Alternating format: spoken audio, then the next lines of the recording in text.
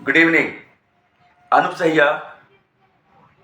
I am from Jharkhand, Ranchi, Mandal. आप India के किसी भी कोने से मुझे देख रहे हो तो आज मैं यहाँ पर कुछ बताने आया हूँ, जैसे कि जो स्टूडेंट्स हैं इंटर की परीक्षा दे रहे हैं, खासकर इंटर आर्ट्स +2, ओके, सीबीएसई और अदर बोर्ड। यहाँ पे मैं मतलब अपनी कुछ बातों को अपने आपके सामने रखना चाहता हूँ जो कि बहुत ही इम्पोर्टेंट है। मैं Anusha just about 40, but I have taught lot of students. मैंने बहुत से स्टूडेंट्स को पढ़ाया है और अब मेरा वर्क है टीचरों को ट्रेनिंग देना और फिर बच्चों को ट्रेनिंग देना, स्टूडेंट को ट्रेनिंग देना कि करना क्या है, what you have to do in examination. अभी एग्जाम है, क्या करना है भाई? सबसे पहली बात कि आप अपने माइंड को कूल रखें। कूल, जब आप अपने माइंड को कूल रखेंगे ना तो आपके माइंड में आएगी स्थिरता आएगी। और हाँ, मेडिटेशन करना कभी मत छोड़ें, क्योंकि यही जो एक चीज है जो आपको स्ट्रांग बनाता है। यूं कहें तो भाई आप ध्यान करें, स्टडी करें और मतलब बिल्कुल भी घबराए ना। अब रही बात, जैसा कि मैंने अपने पहले के वीडियो में बताया है कि एग्जाम में हैंड राइटिंग का सबसे बड़ा योगदान होता है। हैंड राइटिंग, यदि आपके हैंड राइटिंग अच्छी नहीं है तो आपके मार्क्स पर उसका थोड़ा सा असर पड़ सकता है, right? Because I have seen it in my practical life. मान लीजिए कि आप जितना भी है, अब जब आप एग्जाम लिखने गए हैं ना तो इस बात को ध्यान में रखिए, इस बात को आपको बिल्कुल ध्यान में रखना है कि बिल्कुल बेहतरीन तरीके से आपका एग्जाम जाए। अब रही बात कि हम इंटर आर्ट्स का या फिर कोई भी विषय पढ़ रहे हैं, या फिर वो इंग्लिश हो, पॉलिटिकल साइंस हो, सोशियोलॉजी हो, एनीथिंग, जब आप आंसर लिखना शुरू करते हैं ना तो एकदम मतलब याद कर रहे हैं कि क्या था यार, भूल गए यार, उसमें क्या था, यहाँ क्या था, वहां क्या, उतना नहीं सोचना है यार, उतना नहीं सोचना है कि एग्जैक्ट पॉइंट टू पॉइंट आप लिख दें, it is not possible, you know. उतना नहीं सोचना है। आप, हमारे जो एग्जामिनर हैं, परीक्षक हैं, वो गलत आंसर में से सही आंसर को ढूंढते हैं, राइट? मान लीजिए कि अगर 5 मार्क्स का हो, 5 मार्क्स का क्वेश्चन हो ना, तो क्या करना है, उसको थोड़ा लंबा ही आंसर देना है, लंबा। ऐसा नहीं कि 5 लाइन का है 2 लाइन लिख दिए सोच रहे हो, नहीं यार, गलत है, नहीं जा रहे, कोई बात नहीं, उसी बातों को थोड़ा सा इधर उधर करके लिखना है। मैंने अपने पहले के वीडियो में कुछ एग्जाम्पल्स दिए हैं, टिप्स। यदि हमको लिखना है पानी आ रहा है, बारिश हो रही है, तो वी कैन राइट कि भाई बारिश हो रही है। पहला, इस वीडियो को बिना स्किप किए देखिएगा और देखिएगा कि आपके एग्जाम्स और एवरीथिंग अच्छे कैसे जाते हैं। बारिश हो रही है, उसी को हम लिख सकते हैं, जब मैं बाहर गया तो बारिश हो रही थी, जब मैंने जमीन में देखा खूब सारा पानी जमा हो गया है तो बारिश हो रही थी, जब मैंने मेघ की गर्जना सुनी तो लगा कि बारिश हो रही है। बात एक ही है, बस उसको हम लोग थोड़ा सा टर्न आउट कर दिए। कभी भी एग्जाम्स में बनाइए पॉइंट, और हर एक पॉइंट के बीच में एक लाइन छोड़ें। यदि 1 का ABCDEF है तो एक लाइन छोड़ के सबको लिखिएगा और बीच में बैरिकेटिंग कर दीजिएगा, बैरिकेटिंग, ताकि परीक्षक को एग्जाम की कॉपी चेक करने में आसानी हो। मैंने पहले भी कहा है भाई कि आप मान लीजिए आर्ट्स के किसी भी चीज का आंसर दे रहे हो, पॉलिटिकल साइंस, सोशियोलॉजी, व्हाटएवर, सामाजिक अर्थों का जो सामाजिक विज्ञान है, कुछ भी आप लिख रहे हो, तो इतना याद रखिएगा कि उसमें जो है आप बिल्कुल बिंदास तरीके से एग्जाम दें। अब है कि एग्जाम के वक्त आपको लिखना है, अरे सर क्वेश्चन का आंसर छूट गया, नहीं लिख पाए, प्रैक्टिस नहीं की क्वेश्चन पेपर से पहले, बैंक से प्रैक्टिस की करना है, क्लियर? प्रैक्टिस करना है। और रही बात इंग्लिश की, तो इंग्लिश में भी सेम मतलब तरीका अपनाइए आप। ऑब्जेक्टिव में तो आपको बिल्कुल ढंग से लिखना है, लेकिन हाँ, मार्जिन छोड़कर आपके लिखने का प्रभाव दिखना चाहिए। अब इंग्लिश की बात है, क्वेश्चन से आप लिख रहे हैं, राइट? आप 5 मार्क के क्वेश्चन आंसर इतना लिख के छोड़ दिया, नहीं ना हो यार। उसी को आप थोड़ा कन्वर्ट करके बड़ा कीजिए, और जहां पर जो मेन मेन बिंदु है उसको अंडरलाइन कर दीजिए। जहां पर पोएट है, पोएट्री है, या फिर उसके ऑथर के नेम है, वहां पर क्या कीजिए, इन्वर्ट कॉमा बंद कीजिए, इन्वर्ट कॉमा में बंद कीजिए, उसको इन्वर्टेड कॉमा में उसको बंद कर दीजिए। First class, right? Inverted comma में उसको बंद करना बहुत जरूरी है कि कौन से पोएट थे, कौन सी पोएट्री थी, कौन से पोएट थे, कौन सी पोएट्री थी, इसको जानना बहुत जरूरी है। मेरे यहां पर कहने का अर्थ क्या है? पोएट और पोएट्री, अरे भाई, पोएट का नाम आपने लिखा नहीं, पोएट का नाम नहीं लिखा, पोएट्री का नाम नहीं लिखा। अगर आप पोएट और पोएट्री या फिर जो लेसन है उसका नाम लिख के उनको सेमीकोलन में बंद करते हैं ना, और कहीं के पर अंडरलाइन करते हैं ना, बड़े क्वेश्चन हैं तो बड़े क्वेश्चंस को भी लिखिए और बीच में ब्रैकेटिंग एक लाइन खींच दीजिए। जिस तरह आप चाहते हैं कि भाई आप अच्छे कपड़े पहने, जिस तरह हम चाहते हैं कि भाई थोड़ा सा अच्छा मतलब साफ सुथरा गाड़ी में घूमें, ठीक उसी तरह हमारे परीक्षक एग्जामिनर चाहते हैं कि हाँ भाई हमारी कॉपियां साफ सुथरी रहे। अब क्या है कि कभी कोई गलत कर दिया, अरे गलत कर दिया तो कोई बात नहीं यार, सिंगल एक लाइन से काटो। कोई क्या होता है ना, काट काट के खत्म कर देते हैं। अब यहां पर सबसे मुख्य और बड़ी समस्या क्या है? सबसे मुख्य और बड़ी समस्या यहां पर यह है ना कि आप जब एग्जाम लिखना शुरू करते हो, आप जब एग्जाम लिखते हैं तो उस वक्त बिल्कुल ही मतलब माइंड को फ्री रखकर बिना पेन को रोके लिखते रहिए। अगर देखो यार, बात सीधी सी है कि स्किप मत कीजिएगा। बात सीधी सी है कि यदि आप उसको एक्सप्लेन कर रहे हैं बढ़िया तरीके से, तो आपका जो एक्सप्लेनेशन की टेक्निक है वो बढ़िया होनी चाहिए। अगर टेक्निक बढ़िया नहीं होगी तो हम लोग काम कैसे कर पाएंगे? नहीं कर पाएंगे काम। टेक्निक्स को अच्छा रहना चाहिए। अब क्या है कि भाई टेक्निक्स को अच्छा रहना चाहिए। अब टेक्निक क्या भाई? हाँ, पहले हम देख लिए, मैं आपको बता रहा हूं आज से बहुत दिन पहले की बात, जब मैं क्लास 9-10 में था, पहले भी वर्णन कर चुका हूं कि जब मैं एक एग्जाम लिखा मोरल साइंस का, राइट, एकदम सेम टू सेम होता है ना यार कि अगल बगल में कभी कभी लोग देख के लिख लेते हैं। पहले की बात है स्कूलिंग की, पूरा मेरे को उतार दिया वो। मेरे को मिले 48, 50 में अगला मिला 30। क्यों? वजह है कि आपके लिखने का तरीका कैसा है एग्जाम में। मेरी बातों को यदि आप दिल से मतलब बाय हार्ट देखने की कोशिश करें तो आपको दिखेगा कि हाँ, आपको दिखेगा कि आप मतलब कहां पर और कैसे कर रहे हैं। अब यहां पर एक बात जो कि जानने की जरूरत है, एक बहुत बड़ी बात कि हाँ, कैसे होगा, कब होगा, कहां होगा। अरे यार, मेरे कहने का अर्थ कहां पर है, जरा गौर से समझिए आप कि जो भी क्वेश्चन हो वो अप टू मार्क हो, अप टू मार्क, और आप लाइफ में आगे बढ़ते जाइए। अब लाइफ में आगे कैसे बढ़ेंगे? लाइफ में आगे तब बढ़ेंगे जब एकदम स्ट्रेट फॉरवर्ड होकर चलें।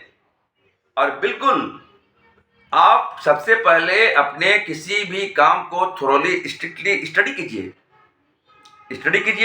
उसके लिए क्वेश्चन पेपर के बैंक्स को सॉल्व करने होते हैं। अब उसको सॉल्व कीजिए। पहले सॉल्व करने के बाद आप देखिएगा कि आपके लिए एग्जाम्स आसान होते जाएंगे, क्योंकि ये आप जानते हो कि प्रैक्टिस मेक्स मैन परफेक्ट। आप सबसे पहले क्वेश्चन बैंक से उसको बढ़िया से लिख ले। और हाँ, किसी भी क्वेश्चंस के आंसर को छोड़े ना, एट एनी कॉस्ट। अगर आप किसी आंसर को छोड़ते हैं तो उसमें आपके मार्क्स मिलने की संभावना 0 हो जाती है। और हाँ, यदि आप उसके आंसर को नहीं छोड़ते हैं तो शायद आपको कुछ अंक मिल जाए। और ये जानते हैं आप ना कि प्रयास करने वालों की कभी हार नहीं होती है।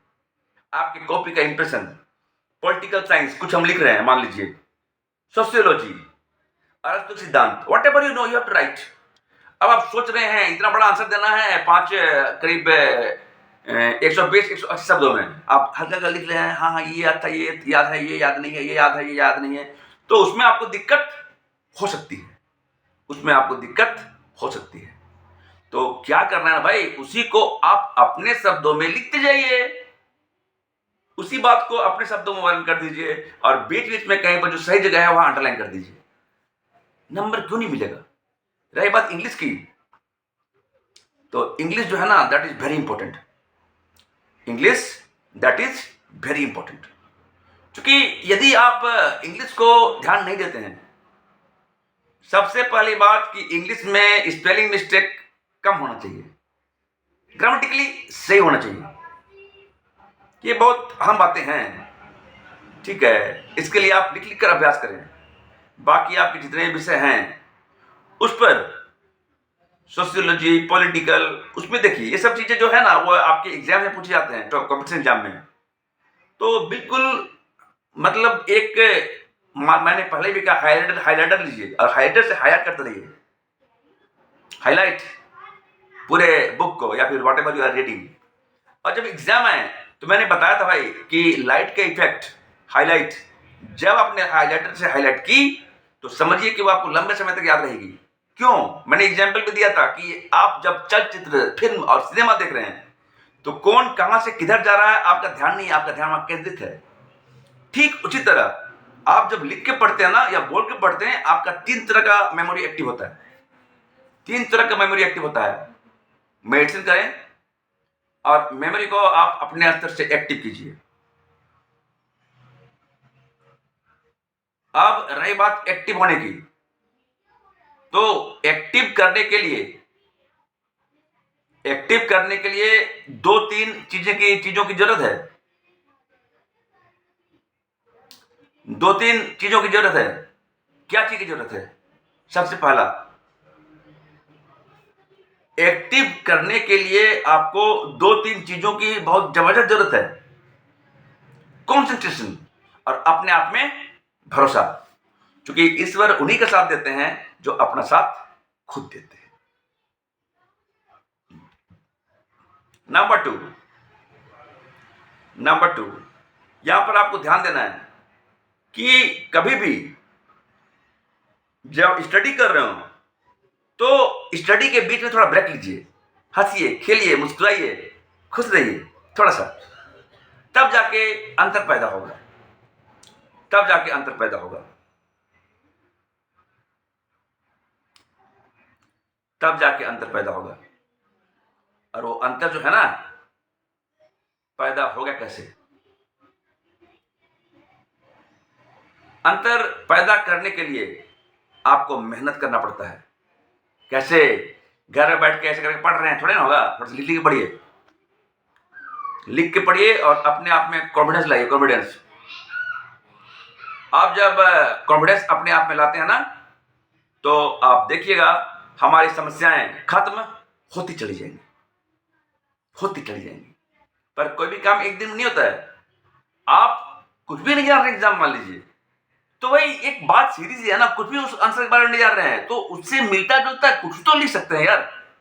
कुछ भी लिख के आइए, छोड़ के मत आइए, और उचित शब्दों में अंतर दीजिए, उचित शब्दों में,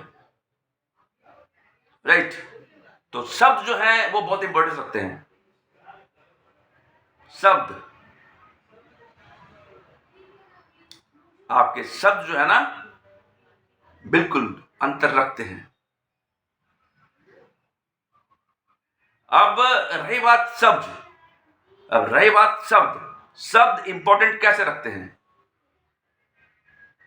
शब्द आपके इंपॉर्टेंट इसलिए रखते हैं ना क्योंकि आप लिख कैसे रहे हैं, आप लिख कैसे रहे हैं। अब रही बात कि आप जो लिख रहे हैं, लिखने के तरीके में परिवर्तन करना होगा, अपनी हैंडराइटिंग को सुधारना होगा और थोड़ा सा बिना डरे हुए जो भी क्वेश्चन है कंप्लीटली फोकस कर देना है, अंतर पैदा हो जाएगा। अब जैसे कि कभी कभी लोग एक क्वेश्चन घुमा के आया था यार, अरे क्वेश्चन को आप घुमा दीजिए ना, पकड़िए कि क्वेश्चन मांग क्या रहा है और उसको उसी तरीके से हैंडल कीजिए। आप देखिएगा कि आपके क्वेश्चंस का आंसर वहीं पर छुपा हुआ है। राज, बिंदास, तब जाके आप देखिएगा परिवर्तन आएगा, परिवर्तन आएगा और परिवर्तन जरूर आएगा। आपके लिखने का अंदाज, ठीक है, आपकी हैंडराइटिंग, आपके कॉपीज में एक वेल मार्जिन छोड़ा हुआ, 1 का ए लिखे हैं, एक लाइन छोड़े हैं, बी सी डी ई, उसको भी एक लाइन छोड़ के साफ सुथरा, फिर बैरिकेटिंग कर दिए, एक मतलब वहां पर लाइन खींच दिए। अगला 2 शुरू हो रहा है तो 2 का अलग से, 3 का अलग से, 4 का अलग से, 5 का अलग से, 6 का अलग से, 7 का अलग से, 8 का अलग से, इस तरह आपका अलग होता चला जाएगा। जब ये अलग होता चला जाएगा ना तो उसी तरह आपके लाइफ में आप आगे बढ़ते जाइएगा। और हाँ, एकदम साफ सुथरी कॉपी विथ अंडरलाइंड, और जहां पर जरूरत है ऐसे ऐसे करके सेमीकोलन देने का, ठीक है, उस पर आप ध्यान फोकस कीजिए। आप देखिएगा आपके मार्क्स भी अच्छे आएंगे और आपका स्ट्रेस कम रहेगा। एग्जाम के जस्ट पहले जब आप एग्जाम के लिए निकल रहे हैं तो ज्यादा ना खाएं, क्योंकि उस वक्त ज्यादा खाएंगे ना तो आपके मतलब ब्लड का सर्कुलेशन आपके स्टोमक की तरफ हो जाएगा, ब्रेन की तरफ नहीं जाएगा, ब्रेन की तरफ नहीं जाएगा। अब ब्रेन की तरफ नहीं जाएगा तो बात सीधी सी है कि यदि ब्रेन की तरफ नहीं जाएगा ना यार तो आप चीजों को भूल सकते हो। राइट, फोकस रखिए, थोड़ा म्यूजिक सुनिए, थोड़ा मस्ती कीजिए, थोड़ा हंस भी लो यार, थोड़ा हंस भी लो, थोड़ा हंस भी लो, पढ़े रहिएगा पढ़े रहिएगा पढ़े रहिएगा, क्या फायदा? क्या फायदा? कोई फायदा नहीं, कुछ फायदा है ही नहीं। आगे बढ़िए, सामना कीजिए और बिंदास रहिए। सबसे पहले हंसना सीख लीजिए, टेंशन फ्री होकर एग्जाम में जाइए। वजह, क्योंकि यदि आप बुझे बुझे चेहरे के साथ एग्जाम में जाते हैं नहीं फायदा है। एकदम मुस्कुराते हुए जाइए, वट एवर यू नो, और ढंग से लिखना है, बिंदास होकर लिखना है। और जब घुसते एग्जाम से में टेंशन नहीं लेना यार, क्वेश्चन खुल रहा है, क्या आएगा नहीं आएगा, फायदा नहीं है। अगर हमको टेंशन लेने से फायदा होता तो हम टेंशन लेते रहते। राइट, तो चलिए हम लोग एकदम मुस्कुराते हुए इंटर करते हैं और एकदम अपने अंदाज में एग्जाम देते हैं और बेहतर मार्क्स लाते हैं। And it is possible. कैसे पॉसिबल है? सबसे पहले आप हंसना और मुस्कुराना सीख ले, हंसना और मुस्कुराना सीख ले। मिलते हैं नेक्स्ट वीडियो में। पहले हंसिए तो, मुस्कुराइए तो, खुश रहिए ना, बेवजह हंसिए, बेवजह मुस्कुराइए। उसके बाद एंट्री मारिए कहाँ? एग्जाम हॉल में। हम लोग को इस बात को ये करना है ना भाई।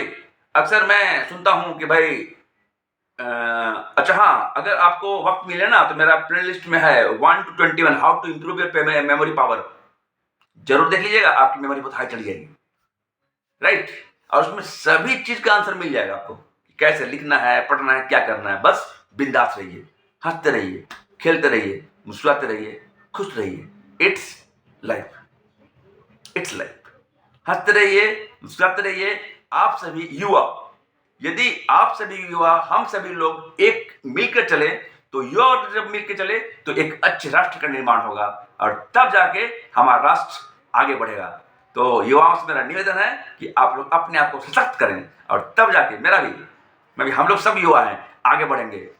और फिर हम मिलते हैं अपने नेक्स्ट वीडियो में। जय हिंद, जय भारत।